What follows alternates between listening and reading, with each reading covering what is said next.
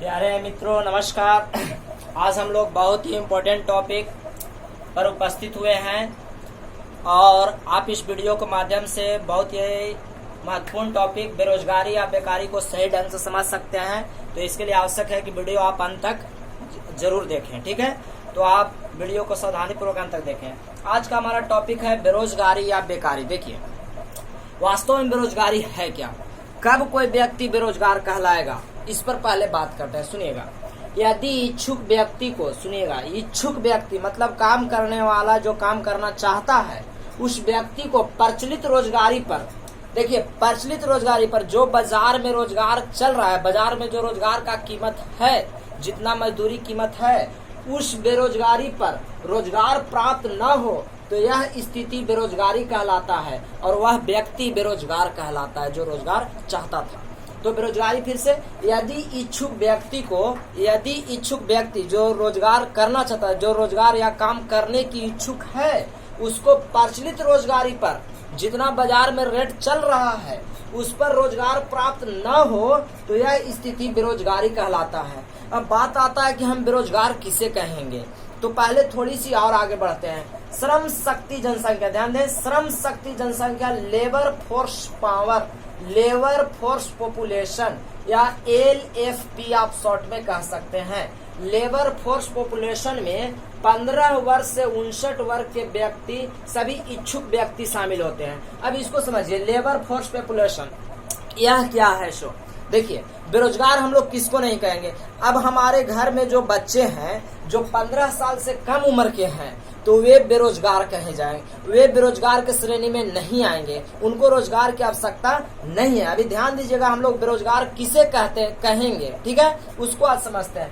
जो जन्म से 14-15 साल की उम्र से पहले तक का है वह बेरोजगार की स्थिति में नहीं आएगा, उसको हम लोग बेरोजगार नहीं कह सकते। या हमारी घर की वैसे व्यक्ति, सुनिएगा ध्यान से, या घर के वैसे बुजुर्ग व्यक्ति जिनका उम्र 15 से 59 के बीच है, जिनका उम्र 15 से 59 के बीच है, परंतु फिर भी वह रोजगार चाहते ही नहीं, वे रोजगार करना ही नहीं चाहते, तो वैसे व्यक्ति को भी हम लोग बेरोजगार नहीं कह सकते। बेरोजगार केवल उन्हीं को कह सकते हैं जो रोजगार करना चाहते हैं और उनका उम्र 15 से 59 वर्ष के बीच है। तो जो इच्छुक रखते हैं, जो इच्छा रखते हैं रोजगार मजदूरी करने का, उन्हीं को अगर रोजगार न मिले तब हम लोग बेरोजगार कह सकते हैं। जैसे एक और उदाहरण ले लेते हैं। मान लीजिए कि हमारे घर की कोई महिला है, वह घर में सिलाई कटाई करना जानती है, ठीक है, परंतु वह बाहर जाकर के उसे करना नहीं चाहती है, तो वह भी बेरोजगार की स्थिति में नहीं कहा जाएगा,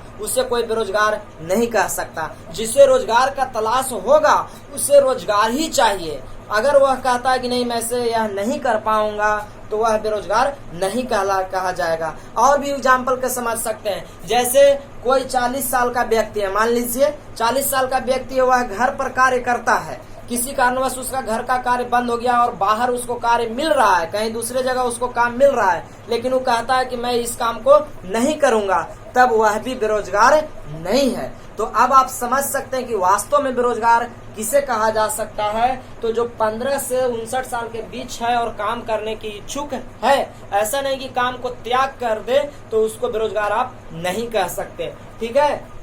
तो आप बेरोजगारी, अब हम लोग बेरोजगार किसे कहेंगे ये आशा करते हैं कि आप लोग समझ पाए होंगे। अब हम लोग बेरोजगारी के प्रकार को देखेंगे। तो देखिए, बेरोजगारी के कुछ प्रकार, मौसमी बेरोजगारी, सीजनल है, अनएम्प्लॉयमेंट, ठीक है, अनएम्प्लॉयमेंट का आप मीनिंग देख लीजिएगा। परछन बेरोजगारी, डिस्गस्ट इन अनएम्प्लॉयमेंट, चक्रीय बेरोजगारी, संरचनात्मक बेरोजगारी, और एक और आप ले सकते हैं शिक्षित बेरोजगारी, उसको भी मैं लिखूंगा, जगह नहीं होने की वजह से नहीं लिखा। तो पहले मौसमी बेरोजगारी, परछन बेरोजगारी, चक्रीय बेरोजगारी, संरचनात्मक बेरोजगारी को आप बारीकी से समझिए, आपको बहुत अच्छे ढंग से आएगा। देखिए, मौसमी बेरोजगारी, मौसमी बेरोजगारी किसे कहते हैं पहले एक बार समझिए। मौसमी बेरोजगारी में विशेष करके कृषि करने वाले लोग शामिल होते हैं। जैसे मौसम, यह वर्ष के कुछ महीनों में तो कार्य करते हैं, ध्यान से सुनिएगा, वर्ष के कुछ महीनों में कार्य करते हैं और कुछ महीनों में उनका कार्य बंद हो जाता है और वो दूसरा रोजगार नहीं कर पाते, तो इन मजदूरों को मौसमी बेरोजगारी में शामिल किया जाता है। ठीक है। जैसे वर्ष के कुछ माह में खेती किया जाता है और कुछ माह में वे मजदूर बैठे रह जाते हैं, अपना बैठ के समय बर्बाद कर देते हैं, तब वे मौसमी बेरोजगारी कहलाते हैं। अगर वे दूसरे पौधों को उपजाना शुरू कर दें तो वे भी बेरोजगारी से बच सकते हैं। परछन बेरोजगारी, देखिए परछन बेरोजगारी को छुपी हुई बेरोजगारी भी कहा जाता है। परछन बेरोजगारी को छुपी हुई बेरोजगारी भी कहा जाता है। तो परछन बेरोजगारी आप एक बार 2 मिनट ध्यान दीजिए, आपको परछन बेरोजगारी जरूर समझ में आएगा। देखिए परछन बेरोजगारी वैसी बेरोजगारी जिसमें आवश्यकता से अधिक लोग काम कर रहे हो, वैसी स्थिति जिसमें आवश्यकता से अधिक लोग काम कर रहे हो तो वह परछन बेरोजगारी कहलाता है। जैसे आप समझने का कोशिश करिए, जैसे मान लीजिए कि कोई व्यक्ति घर के 10 सदस्यों में 5 सदस्य खेती करने जाते हैं, ठीक है, लेकिन उसको में से 3 सदस्य ऐसा है जो उनको खाना पहुंचाने के बजाय, पानी पहुंचाने के बजाय अपना समय बर्बाद कर देता है।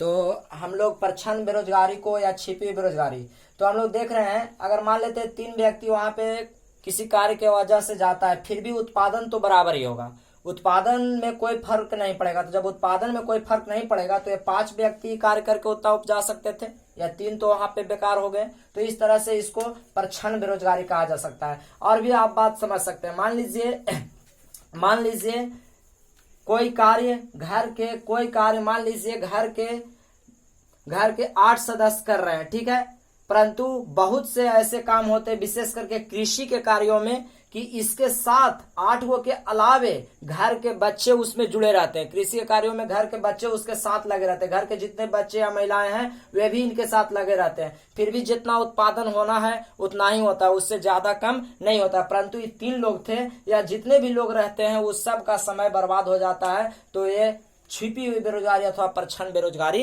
कहलाते हैं। तो परछन बेरोजगारी का मतलब है कि आवश्यकता से अधिक लोग काम करें, तो उसको हम लोग परछन बेरोजगारी कहते हैं। या कह सकता है कोई कंपनी, मान लीजिए कोई किसी जगह पे 100 व्यक्ति का कार्य है, ठीक है, 100 व्यक्ति का कार्य है और वहां पे 110 व्यक्ति कार्य कर रहे हैं, तो भी यहाँ 10 गो के कहा जाएगा कि ये 10 गो यहाँ से परछन बेरोजगारी में है या छिपी हुई बेरोजगारी है, इनको पता नहीं लग रहा है। ठीक है, अब हम लोग आते हैं चक्रीय बेरोजगारी पर। ध्यान से समझिएगा चक्रीय बेरोजगारी क्या है।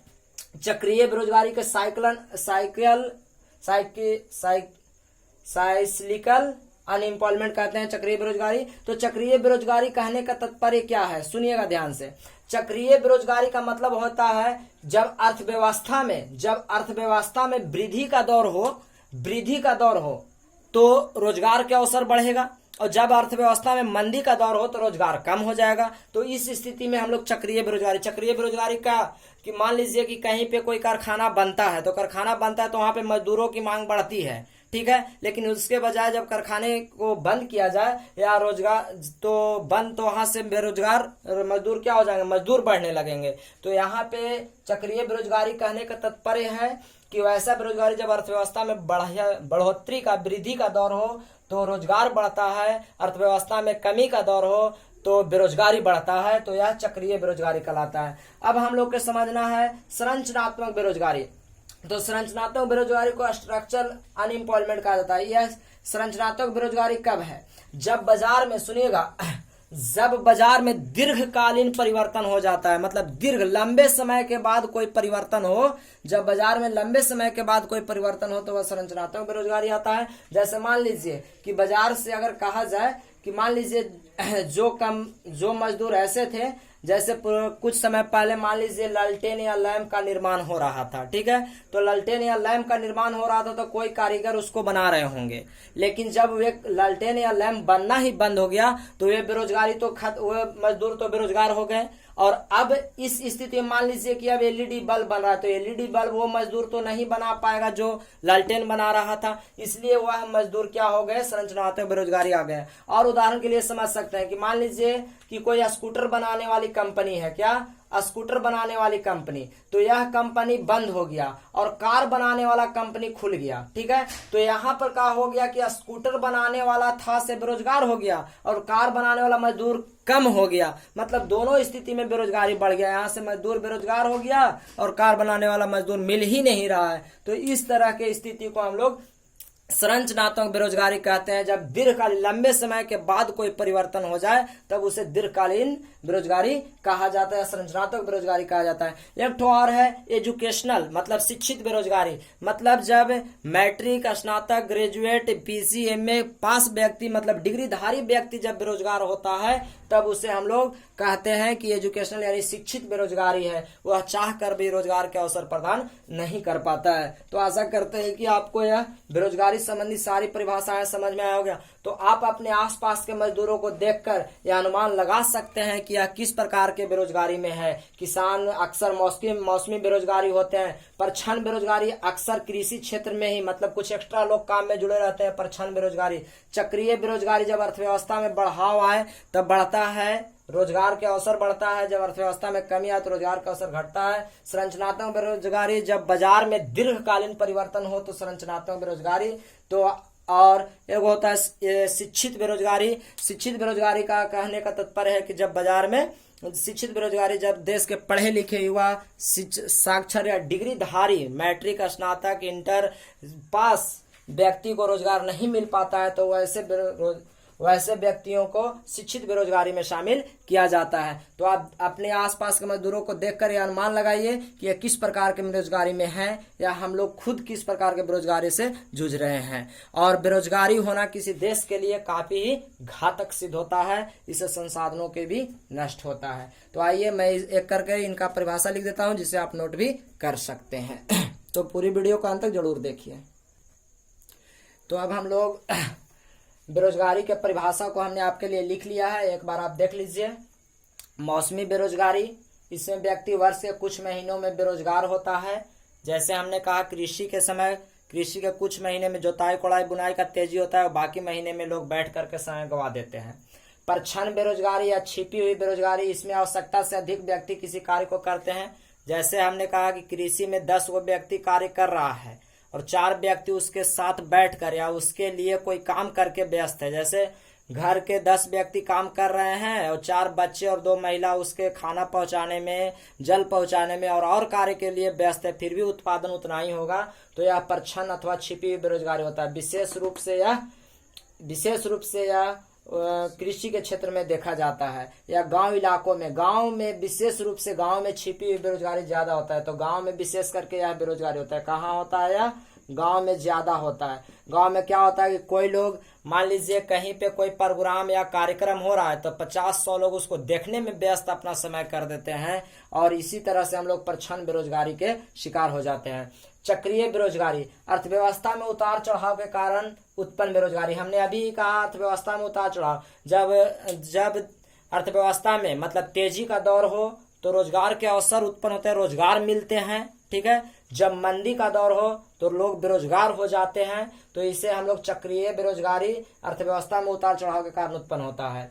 जैसे संरचनात्मक, अगला है संरचनात्मक बेरोजगारी। जब बाजार में दीर्घकालीन बदलाव हो तो संरचनात्मक बेरोजगारी। जैसे हमने कहा था कि मान लीजिए दीर्घकालीन मतलब लंबे समय के बाद, दीर्घकालीन के मतलब लंबे समय के बाद, जैसे मान लीजिए स्कूटर बनाने वाली कंपनी बंद हो जाए और कार बनाने वाली कंपनी खुल जाए तो स्कूटर बनाने वाले मजदूर वहां बेरोजगार हो गए हैं और कार बनाने वाले मजदूर ही नहीं मिलेंगे। तो इस तरह से कैसे बेरोजगारी हो जाएगा? संरचनात्मक बेरोजगारी हो जाएगा। ठीक है, शिक्षित बेरोजगारी, जब देश का डिग्रीधारी मतलब मैट्रिक, स्नातक पर शिक्षित मतलब ट्रेंड व्यक्ति को उपयुक्त रोजगार प्राप्त नहीं हो, जैसा वो रोजगार लायक है वैसा उसको रोजगार न मिले तो हम लोग इसको शिक्षित बेरोजगारी कहते हैं। ऐसे हमने बेरोजगारी के लिए आपको बताया कि जब व्यक्ति तय मजदूरी कीमत पर उसके रोजगार प्राप्त न हो इच्छुक व्यक्ति को तो उसे हम लोग बेरोजगारी कहते हैं।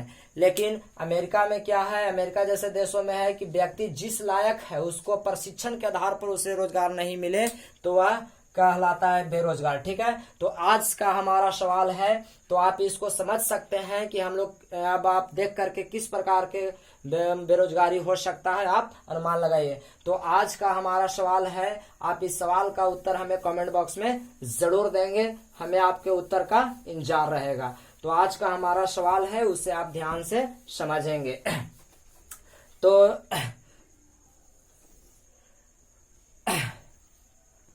तो आज का सवाल है, कोरोना वायरस के प्रभाव के कारण मुख्यतः किस प्रकार